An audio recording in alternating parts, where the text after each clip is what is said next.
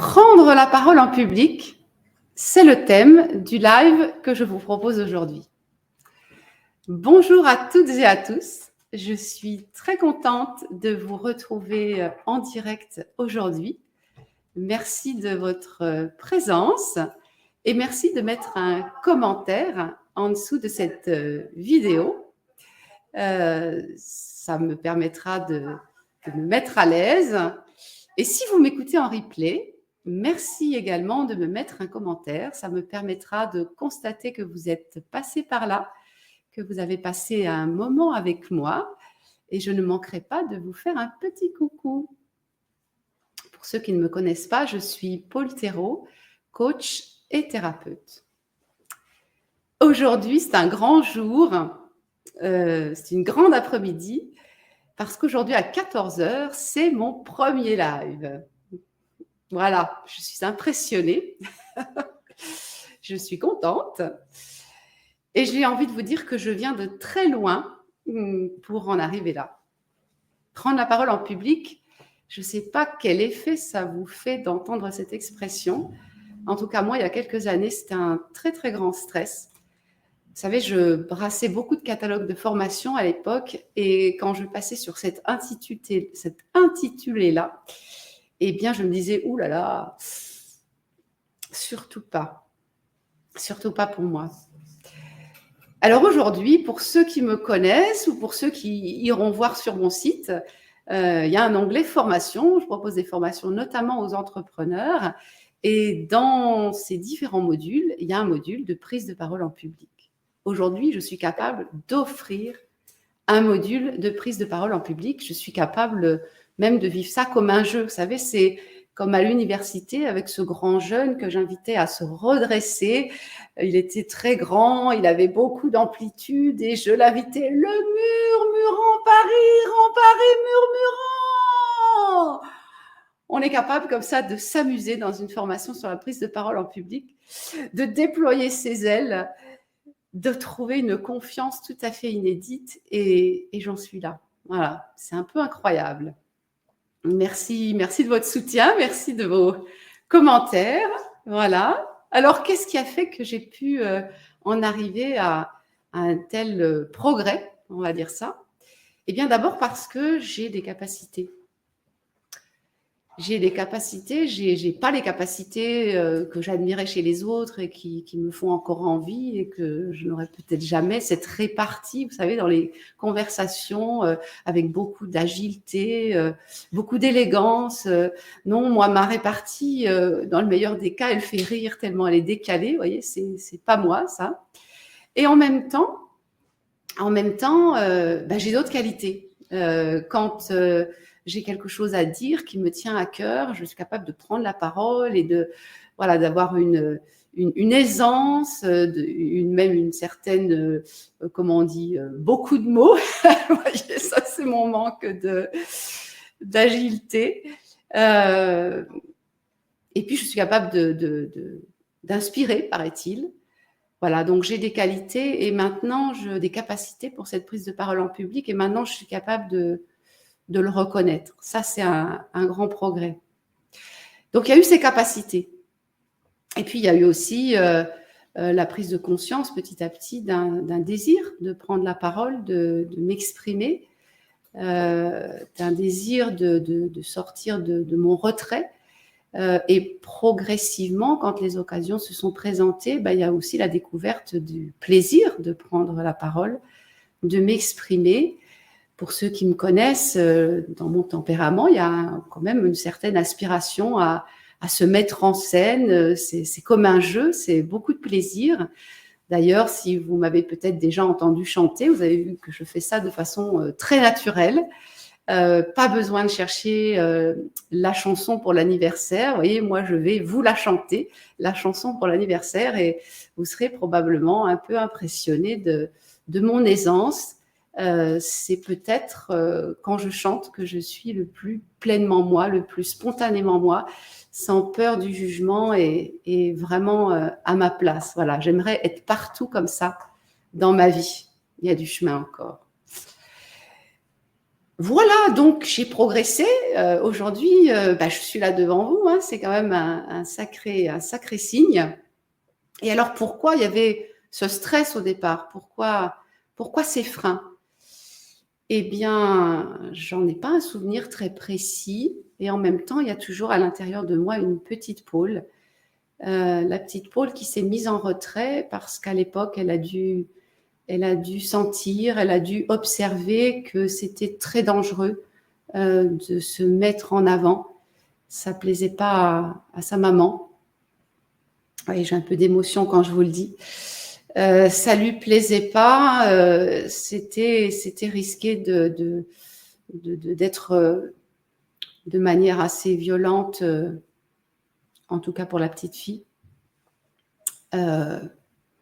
invitée à invitée. Ouais, je suis dans l'émotion et j'y arrive plus là. Bref, elle a eu trop peur, la petite Paule, et elle a arrêté de prendre la parole, elle a arrêté de la ramener.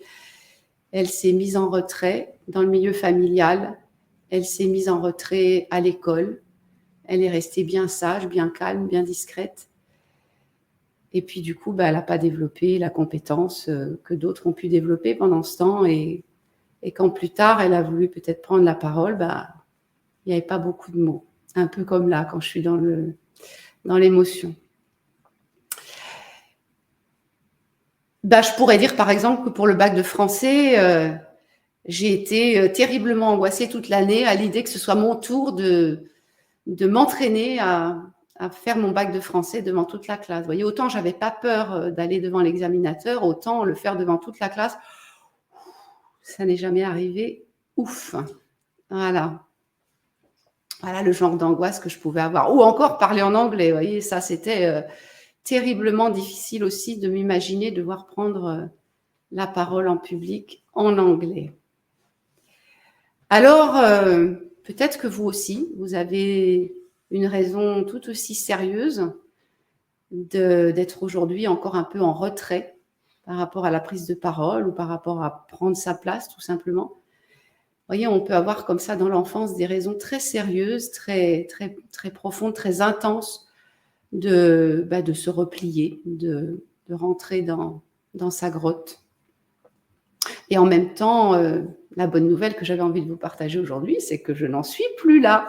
Et qu'aujourd'hui, petit à petit, ça s'est fait sur des années, j'ai pu petit à petit, voilà, par exemple, dans un stage BAFA, me rendre compte que j'avais tout simplement envie de faire chanter les autres et que, voilà, tout simplement, je prenais du plaisir et que tout simplement, j'avais une voix que les autres aimaient entendre. Et voilà, petit à petit, comme ça, dans les engagements associatifs ou dans ma première expérience professionnelle, j'ai pu prendre la parole et observer que c'était intéressant, que c'était pertinent, que c'était même satisfaisant pour moi.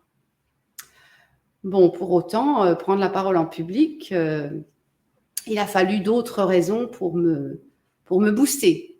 Alors, la première raison très sérieuse de m'y mettre, ça a été l'entrepreneuriat il y a quelques années. Voilà, quand je suis passée en couveuse, on m'a dit, va falloir pitcher, hein. Alors, je m'entraînais une fois par mois, c'était pas trop mal. Et puis après la couveuse, je suis rentrée dans un groupe BNI. Alors là, c'était toutes les semaines qu'il fallait recommencer l'exercice, toutes les semaines prendre la parole, essayer d'attirer l'attention, essayer d'avoir une parole percutante, qu'on mémorise. Voilà, merci de votre présence, merci de vos commentaires. Je me suis entraînée, voilà, c'était une raison très sérieuse, puisque je souhaitais développer mon activité professionnelle, je me suis entraînée. Et je me rappelle avec beaucoup d'émotion de ce jour où je suis allée dans un after-work et il y avait une personne qui animait cette soirée-là sur la scène avec son micro. Et puis à un moment donné, elle s'est arrêtée, elle a dit, écoutez, voilà, j'ai fini. Alors maintenant, si quelqu'un veut venir sur la scène, prendre le micro et se présenter, la place est disponible. Oh, j'ai foncé comme ça dans mon élan de puisqu'il faut y aller, il faut y aller. Je suis montée sur scène, j'ai pitché avec un petit pitch que j'avais testé quelques semaines auparavant et je suis redescendue contente d'avoir osé le faire. Et quand j'ai vu les réactions des autres, waouh, waouh, la classe, bah, écoutez, ça m'a fait chaud au cœur. Ça m'a donné, beaucoup d'encouragement à poursuivre, l'aventure. J'y suis retournée 1 mois ou 2 après et rebelote, à la fin de son intervention, eh ben, écoutez, maintenant, si quelqu'un veut monter sur scène, j'ai foncé à nouveau et quand je suis descendue de la scène, waouh, mais en plus, elle peut faire 2 fois différent. Voilà, merci Yelena qui a organisé ces after-work et qui m'a donné de vous raconter cette anecdote dont je ris encore. Voilà, j'ai eu plein d'encouragements comme ça. Ça, c'était la première bonne raison, la première raison sérieuse, c'était pitcher pour parler de mon activité professionnelle. La deuxième bonne raison, là, je vais remercier Virginie.